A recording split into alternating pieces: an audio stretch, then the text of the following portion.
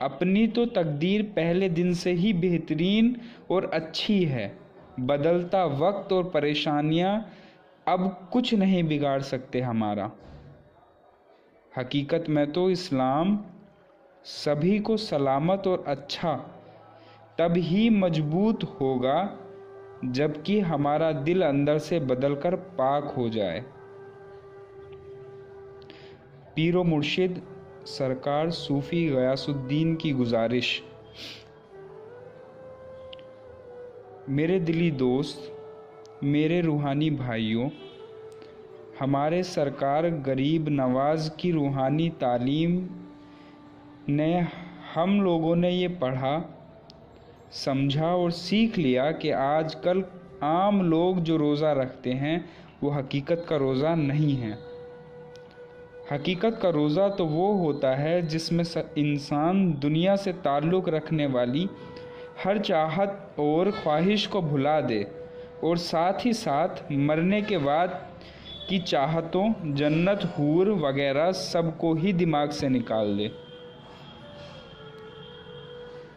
ہم نے یہ بھی پڑھا، سمجھا، سیکھ لیا کہ اگر روزے کے دوران اللہ کی یاد کے سوا کوئی بھی چاہت، خواہش، لالچ، چاہے وہ اس دنیا سے تعلق رکھتی ہو یا مرنے کے بعد والی دنیا سے، اگر آ جائے تو حقیقت کا روزہ ٹوٹ جاتا ہے، خراب ہو جاتا ہے۔ روزے میں تو بس اللہ تعالیٰ کے دیدار کی ہی طلب رہنی چاہیے۔ ہم نے سمجھ لیا کہ حقیقت کے روزے کی شروعات بھی اللہ کا دیدار ہے اور حقیقت کے روزے کا خاتمہ بھی اللہ کا دیدار ہی ہے۔ یہ جو عام لوگ روزہ رکھ رہے ہیں یہ اصلی روزہ نہ ہو کر نقلی روزہ ہے۔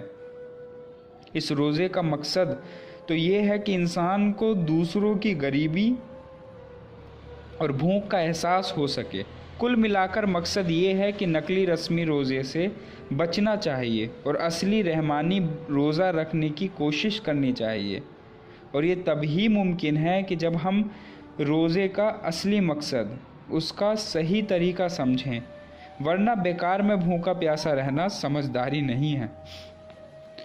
سرکار دو عالم کے فرمان کے مطابق جس انسان کا کوئی پیر نہیں ہوتا وہ بے دین ہوتا ہے، اور بے دین انسان کو اللہ تعالیٰ کی پہچان کے لیے کامل پیر ہونا اور اس کی صحبت میں رہ کر اندر کا علم سیکھنا بے حد ضروری ہے۔